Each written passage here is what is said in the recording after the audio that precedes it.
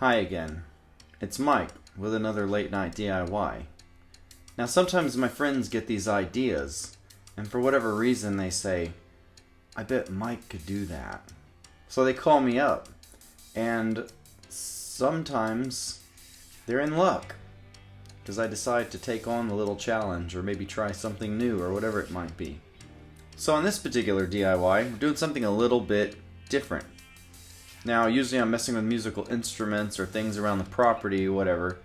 But my friend Nikki hit me up and she said, hey, I'd like to have a pull-up bar mounted from the ceiling in my garage. And I was like, that's a cool idea. I bet I could do it. So I really wanted to get a pull-up bar installed in my garage. That way I could have it as part of my in-home gym. So I reached out to Mike to see if it was something he could do. He pretty much said, yeah. Now, at first I was thinking about just a straight up kind of hanging thing, but I also wanted to take into consideration the possibility of putting it on a wall. So overall, this design came together from both of those things. I said, well, it's going to hang, but it's also going to have some nice braces to keep it stable. And then if you ever want to put it on a wall, you would have some diagonal to give it that strength that you need for the sideways loading or whatever you'd call it. Either way, I still designed it where the bolts are going to be under a tension load. So, you know, the pulling, it's that pulling that you want because that's where a bolt is its strongest. If you didn't know that. The tensile strength of the bolt is a lot stronger than the torsion strength or the shear strength, the side loading. So, something to note for you. So we're going to jump right into this. I'm going to build a nice little pull-up bar, give it a good automotive paint finish so that it lasts a long time. It doesn't start rusting anytime soon. And we'll get to it. Now, of course, one of the most important things when it comes to mounting something to the ceiling or the wall that's going to be put under some kind of load and have to support weight like a person is the way that it's going to be mounted. Of course, you got to make sure you hit some structure. Drywall isn't very strong. Even if you use drywall anchors, you'd have to have probably a lot of points to make it strong enough to hold a couple hundred pounds. I just say a couple hundred. I know I'm about 180, and you always got to think more, okay? So if you're going to put a 140, 150 pound person on something, you probably should make sure that thing can support easily 300 or 400, maybe 500 pounds just to be safe. Taking all that into consideration, I decided that I was going to try and design this thing to where it could mount to studs that were centered on 16 inches in the wall or the joists that are centered usually on 2 feet in the ceiling. So you hit a certain point, I can't remember if it was like 3 or 4 16 inches going to end up running into you know, the second or third 2-inch space. Anyway, do the math. Remember the 6 P's. Proper planning prevents poor performance. There's another word before poor, but I don't know if I can monetize this video if I say it. So make sure you do the proper planning. Now, once you get your spacing correct and you know exactly how long that this thing needs to be to either hit ceiling joists or to hit wall studs that are centered at 16 inches, then you can start making some rough measurements and cuts. The first thing I did was cut the handbar to the proper length, and then I started fitting up the little side pieces to see exactly how I was going to put this thing together.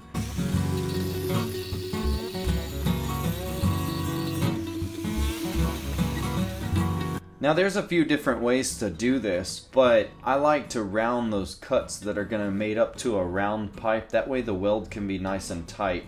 If you don't make a nice round radius, sometimes it's just a little difficult to get the weld to look good and to, you know, to be halfway decent.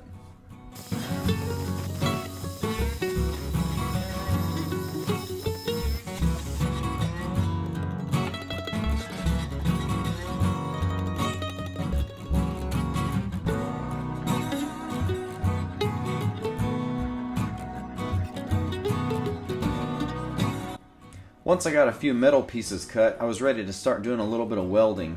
And just as any welding project, it's always a good idea to tack weld. first, so that if you have to make any adjustments, you don't have a solid weld that you have to come back and grind off. Also, sometimes it's hard, once you weld a piece solid, it's really difficult to clean all that old weld so that you get a nice fair chance to do it again. I always say there's a lot of jobs where you only get one chance to do it right, and then after that you're just kind of messing with the aftermath of what was done incorrectly.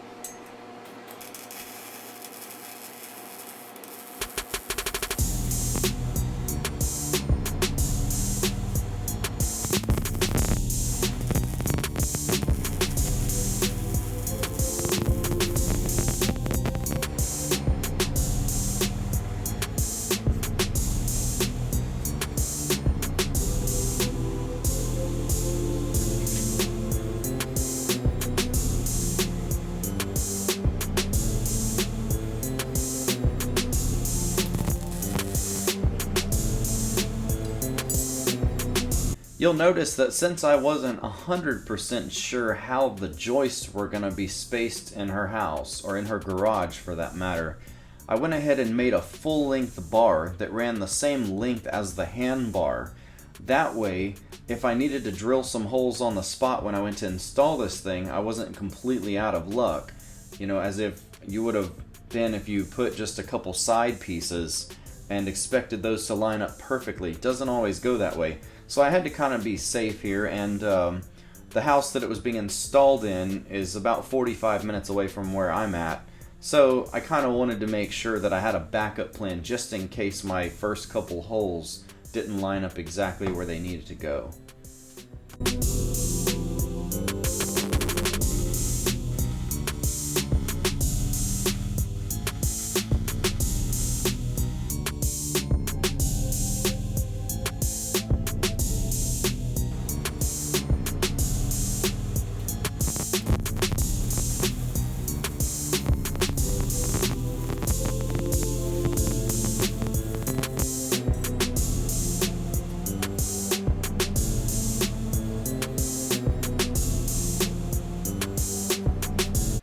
Now, even in the process, I'm always testing things to make sure that they're going to hold up. I don't want to be afraid of it and kind of wonder, hey, is this thing going to cause some kind of accident later? I mean, even whenever I mount a TV on somebody's wall, I mount the bracket and then I practically do a pull-up on that bracket, or I at least hold myself up to make sure that the TV bracket can support my weight. I mean, why not? The worst part is grabbing that bracket with your fingers. That kind of hurts, but I mean, you know. Just do it for a second or two. Now, once I got the rough beginnings of this thing put together, I figured the downstairs of my studio would be perfect to test it, because the joists are still exposed. There's no drywall there yet, so you can see exactly what I'm talking about.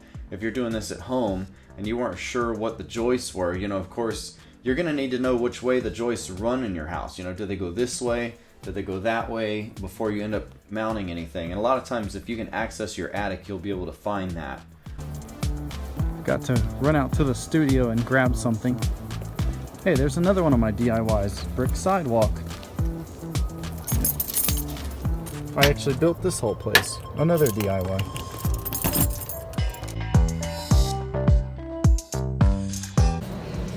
Alright, so it's 5:54 a.m. and I just made a pull-up bar for my friend Nicole. I'm going to put it up and test it out.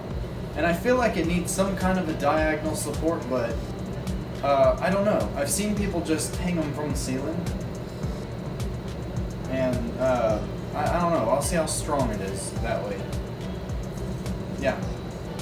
Give it a try.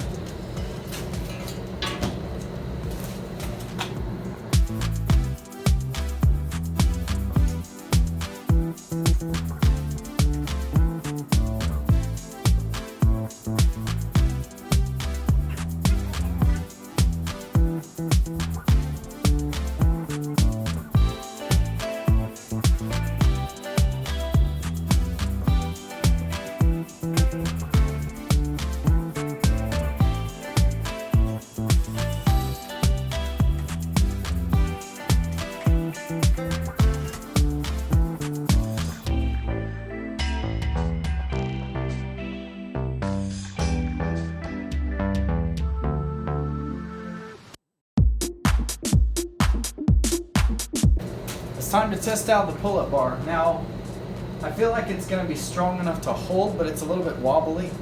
So, I mean, I don't know. I know the bolts aren't coming out.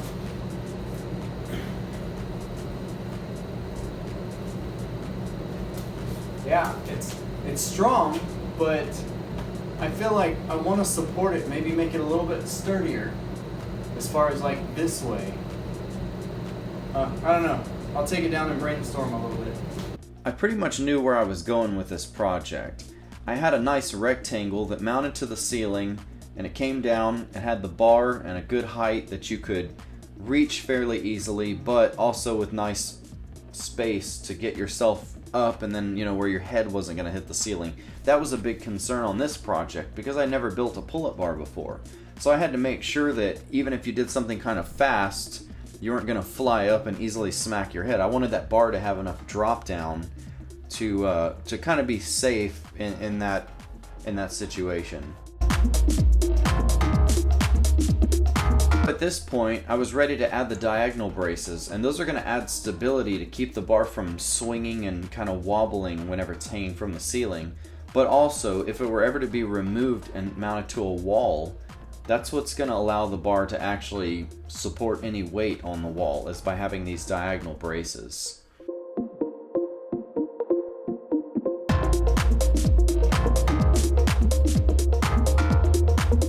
This part was a little tricky because the way that I built this bar so far was that my downward pieces are inset a little bit off the edge of the brace that goes across the top. So where it's going to mount into my two joists, the inner down pieces are actually a little bit narrower, and what I had to do was bring the diagonals off at an angle but also out a little bit so that those end up lining up with the joists in the same place. That's a little tricky, but as long as you take your time and do some measuring, you'll end up getting it.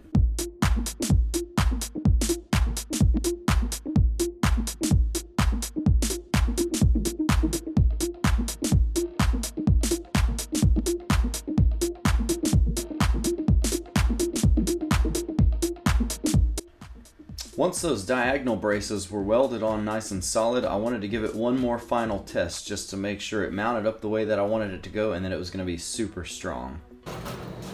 Alright, I am back, and here's the pull bar. So what I did was I added two diagonal braces, and I thought about this in the beginning. Even though putting it in with just this beam from the ceiling was more than strong enough, I didn't like the fact that it could wiggle quite a bit. So these two are going to catch the joist. You're either going to do, if you're mounting from the ceiling and they're centered on 24, you're going to hit one, and then the second joist would go to the middle hole, then you're going to hit the third one on the ends. So if you mount on the ceiling, these diagonal braces are either going to hit like say a 1 1/3 joist. Now what's cool about adding these is now you can actually mount it on a wall. So if I wanted to, I could make sure that I don't hit the piano, because that would be devastating after I just finished it. So basically, if you mount it on a wall, it's got holes for like, a first stud, a second one, because this is your center on 16, and then this is your 24. So like on the ceiling joist, you'd hit 1, 2, and 3. On the wall, you would hit a stud 1, 2, 3, 4. And it'll mount just like this. I don't know if I've got the camera set up right. Of course, it'd be a lot higher for doing pull-ups. You'd probably have to mount it, a foot from the ceiling or whatever.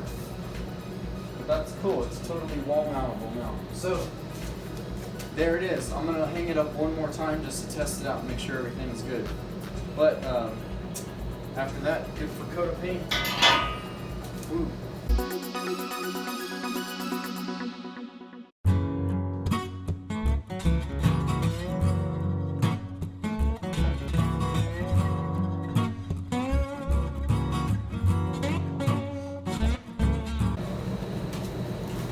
Alright, well there it is. The diagonal braces definitely stiffen it up a lot. I mean, it is up there. It feels like it's part of the building. So 5 bolts definitely did the trick. Even though 2 bolts would hold plenty of weight, it's just all about getting stability, It is up there. Okay, I just did 10 a minute ago. No more. See ya.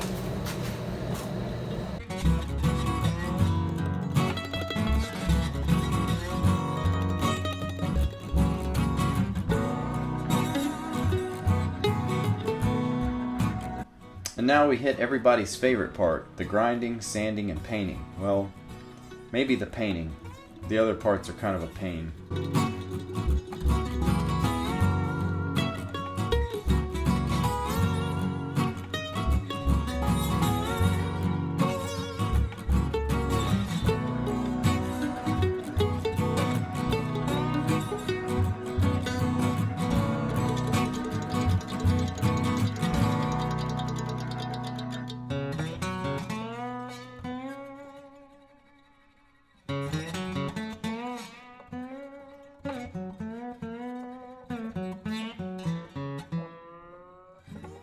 Now everybody hates the prep and sanding part, but remember, proper prep also prevents poor performance. So, do your prep work. I think I used like a nice dark silvery metallic gray color. I have a bunch of old paint colors from when I've painted car projects and things sitting around, and most of them are actually really pretty. You know, metallic colors look amazing on things. So, as you know, if you've seen my other videos, you can watch certain ones. I give a whole rundown on the paint materials and products that I use. I only use top-of-the-line Sherwin-Williams Ultra Clear Coat. It's super expensive. Well, it's not, because it lasts. Any coating that you can set out in the sun on a car for 10 or 15 years is cheap at $600 a gallon. Okay, so use good paint on people's cars. Don't use that $150 stuff because it doesn't last. Educate your customers and tell them why their clear coat is gonna be more expensive.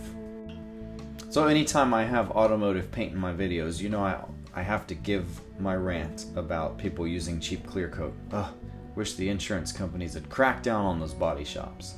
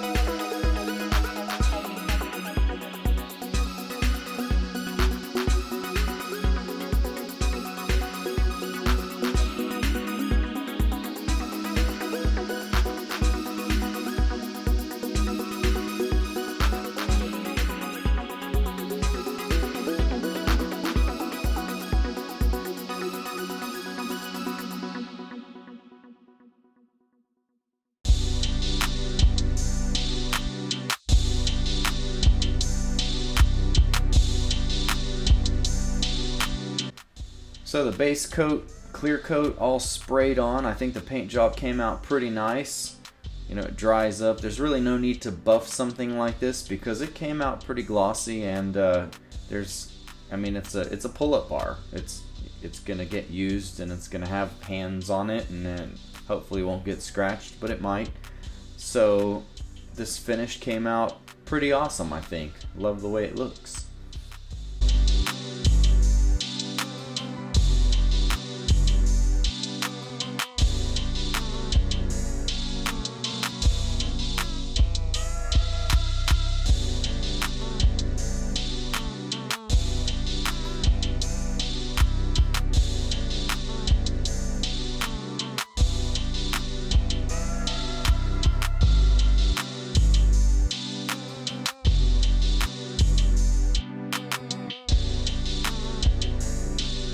So I sent her some pictures. She seems to be pretty happy with it, and the next step is I'm going to give Nikki a call and figure out when we can go and install this thing.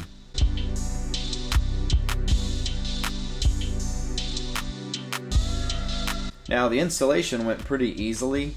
The joists ended up being centered right on 2 feet, so once I found them, it was no problem getting some good bolts in place. I think I ended up using, 4 or 5 lag bolts to hold this thing up. And the size, I can't really remember. It was a little while back. Now I'm making this video later because I procrastinate too much, And it was probably some 3/8 or something, some good size lag bolts. I wanted to make sure that they were good and sturdy, but not so big that they were gonna, split the wood. Also, when you do an installation like this, pilot drill those holes. Make sure you take a drill bit, figure out what size fits really close to the inner shank of the screw, so that the threads are going to engage well and you're not just going to split the board, then the strength isn't really going to be as good. So pilot drilling is always wise. Drill a nice hole, then when you drive those lag bolts in, they're not going to be so difficult to put in.